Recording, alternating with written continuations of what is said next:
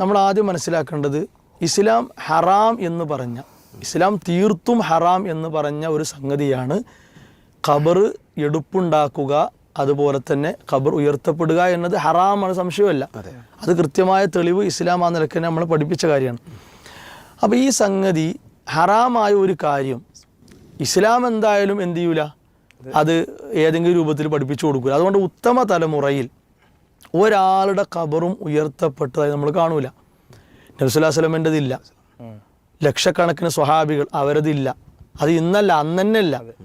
പിന്നെ എത്രയോ താബീയങ്ങൾ അവരെ പിൻപറ്റിയോ, അവരെ ഖബറിനൊന്നും ഈ നിലക്കുള്ള കാര്യങ്ങളില്ല.